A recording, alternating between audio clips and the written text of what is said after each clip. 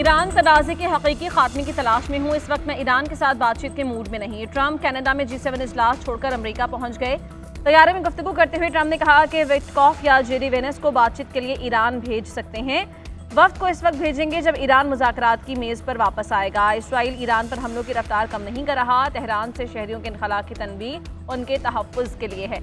Iran को मेरे कहने पर जौहरी प्रोग्राम के लिए डील कर लेनी चाहिए थी। ट्रंप ने सिचुएशन रूम में कौमी सलामती काउंसिल का अहम इजलास तलब किया। अमेरिका का मशरक़ वस्ता में इजाफी दिफाई सलाहियतें तैनात करने का हुक्म। अमेरिकी महकमा खारिजा की अपने शहरियों को फ़ौरन ईरान से निकलने की हिदायत।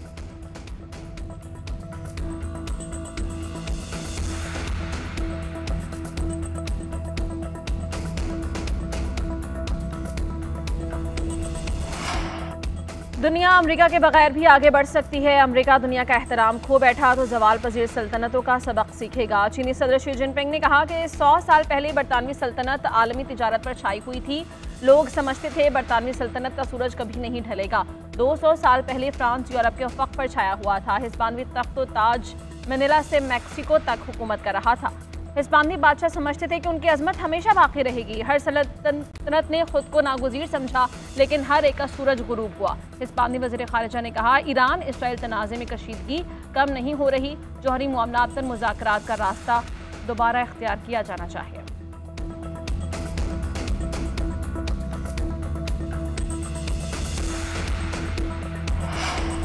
सेहूनी फोर्सेस का पासदारान इनकलाब के सेंट्रल हेडक्वार्टर्स के कमांडर अली शादमानी को शहीद करने का दावा। अली शादमानी सीनियर तरीन कमांडर और सुप्रीम लीडर अली खामनाई के करीबी साथी थे। इसराइल के ईरान पर ताज़ा हमलों में तेहरान में ज़ोरदार धमाकों की आवाज़ें सुनी गईं। इस्फहान और खोज़िस्तान सूबे के शहर अहवाज़ में बमबारी की गई। ईरानी नशरियाती इदारे पर इसराइली हमले में शहीद होने वालों की तादाद 2 हो गई। इसराइली फ़ौज ने ईरान के न्यूज़ चैनल पर हमले की वीडियो रिलीज़ कर दी।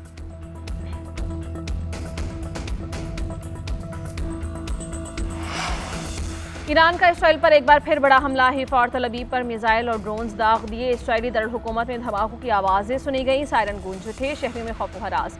पासदारान इनकलाब का इसराइल पर हमले जारी रखने का ऐलान। कहा, हमलों में मकबूजा फ़लस्तीनी इलाकों को निशाना बनाया गया। ताज़ा हमले में हीफा रिफाइनरी के 3 एहलकार हलाक। तनसीब बंद कर दी गई। ईरानी हमलों में हलाक इसराइलियों की तादाद 25 हो गई। 600 से ज़ायद जख्मी। ईरान का तबरेज़ में इसराइल का एक और F-35 तैयारा मार गिराने का दावा। ईरान की तरफ से गिराए गए F-35 तैयारों की तादाद 4 हो गई।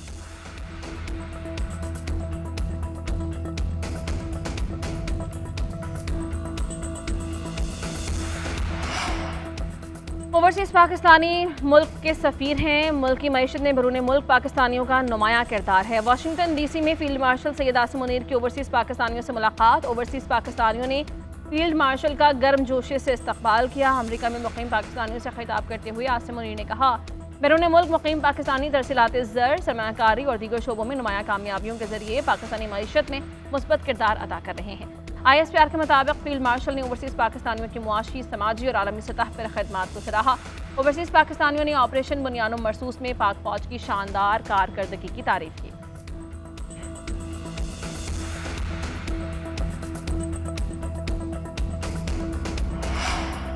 वज़ीर-ए-आज़म शहबाज शरीफ की ज़ेर सदारत पाकिस्तान रेलवेज़ के अपग्रेडेशन से मुताल्लिक़ आला सतह का इजलास। मुस्तक़बिल की कार्गो और नक़्ल व हमल की ज़रूरियात के पेश नज़र रेलवेज़ की तरक्की, ML1 और ML3 की अपग्रेडेशन पर ब्रीफिंग दी गई। वज़ीर-ए-आज़म की 2028 तक रेकोडेक को रेलवे लाइन नेटवर्क से मुंसलिक करने की हिदायत। शहबाज शरीफ ने कहा, पाकिस्तान रेलवेज़ मुल्क की मईशत और मवासलात में रीढ़ की हड्डी की हैसियत रखती है। पाकिस्तान रेलवेज़ नक़्ल व हमल का एक सस्ता, तेज़ और माहौल दोस्त ज़रिया है। रेकोडेक को रेलवे नेटवर्क से मुंसलिक करने से बलूचिस्तान के माइंस एंड मिनरल्स शोबे की तरक्की होगी।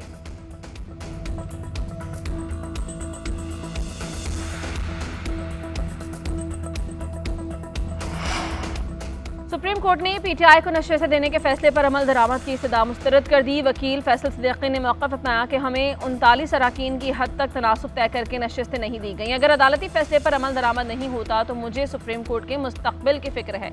जस्टिस जमाल मंदोखेल ने कहा, ये सब हमारे इदारे हैं। आज मैं बैठा हूँ तो कल कोई और बैठा होगा। इसका मतलब ये हरगिज़ नहीं कि आप मेरे सामने सुप्रीम कोर्ट को लताड़ें।